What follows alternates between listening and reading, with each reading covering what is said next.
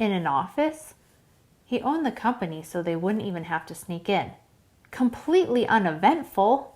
Before Sloane could respond, another stunning Spaniard took her hand and asked, "A drink?" "Oh, my mistake, you have one." Sloane leaned in. "I'd love another." He was hooked and responded, "You're my girl." His English wasn't as flawless as Fernando's, but quite charming. He added, "I mean, my kind of girl. Do you want to spend some time with me and see the most important things of Spain?" That depended.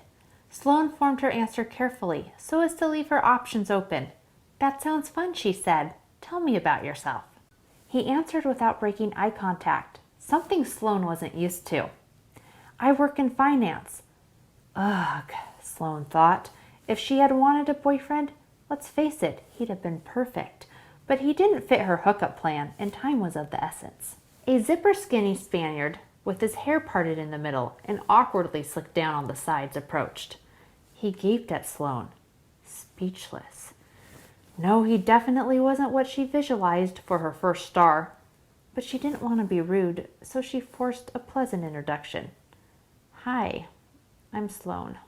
Her first two admirers refused to budge, intent on making her theirs.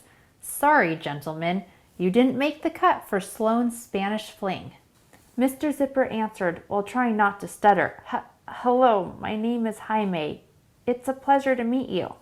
Sloane was busy scanning the room for more prospects as she answered, "Yeah, nice to meet you too. What do you do?" Nervous, he choked on his words. "I'm head of security for Casa Museo Gaudi." Sloane's attention snapped back to Jaime. "You mean the Gaudi House Museum, where the famous Spanish Catalan architect lived?" Jaime shrugged. "Yeah, I know. I don't look the part." He pointed to his muscles, or lack thereof. "I monitor all the museum's security cameras. If someone breaks in, I call for backup." He stumbled on. I'm sorry. I must be boring you." Sloane tossed her hair. Not at all. That was the truth. She couldn't have been more fascinated. The game was about to start, so she closed in for the kill. Running her hand up his arm, she asked, "Could you give me a private tour of the security room?" Jaime gulped, not believing that someone like Sloane could be into him, but terrified of her request. He answered, "No, I'd get fired." Sloane tried a different approach. "What if I could predict the final score of the game?" He stared, confused. "That's not possible." Sloane continued, "What if it ended in a 2-2 draw?" Staring at Sloane like she was crazy, but not wanting to leave her side, he answered, "But that won't happen. Barca's one of the best teams. Celta Vigo would need a miracle." Sloane pushed on. "But what if? Then would you sneak me in?" Jaime shook his head. "Barca won't tie. They just won't." Sloane reassured. "Then you have nothing to lose. Is it a deal?" Mr. Zipper's eyes glanced at her low-cut top. Flustered, he shot his gaze back up to her face as he surrendered. "Okay, but it won't happen." Miss Excavator took a step closer. Jaime wiped his sweaty palms on his pants. She tried to not contemplate enduring sex with this guy. After all, her goal was an intriguing location. An intriguing man was secondary. Although that would be nice. She asked, "Say Messi scores his 29th goal in his 19th straight match toward the end of the game. Let's see.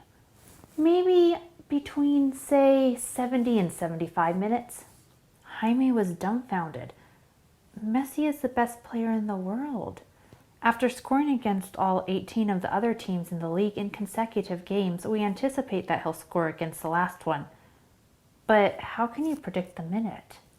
Well, Sloane wasn't sure, but she'd studied the stats for both teams. For the sake of her hookup map, she desperately hoped she was right. She just couldn't let Jaime back down. "If I'm also right about that, will you give me a private tour of Gaudi's bedroom?" He wavered. "I'd have to blank out the bedroom security screen." "No, I just can't." Sloane joked, Come on, I'm not asking for an after-hours tour of the entire museum. She put her arms around his waist as a roomful of men watched, bewildered at her interest in him. He caved. I suppose. Then he glanced at the ceiling and muttered something in Spanish that Sloane didn't understand. She excused herself to the restroom, took out her phone, and commented on Jane's blog. Hello, members of the SGA, Single Girls Association. I've secured my first prospect. Well, almost. Details to come. Sloane saw a post from Princess Bride confessing, I envy all you girls full of optimism. That used to be me. I lost my job in the States. I'm single and about to hit the brick wall at 30. I drained my savings account to regroup in France. Secretly, I hope to find my European Wesley. For the past 3 years, I've been a workaholic with absolutely no time for romance. I've spent 2 months here and only had 2 drive-by boyfriends. I know what you're thinking, that I'm homely. It's not the case. I'm a size 4 and in shape. I just don't even know how to date anymore. Maybe it's time to give up. She couldn't. Sloane wouldn't let her. The game was beginning. She could hear patrons singing along to FC Barcelona's anthem upstairs. But so many girls had reached out to her on the blog, and she just had to help Princess Bride. She typed, PB, don't quit. Haul your sexy ass out there just once more. But this time, believe in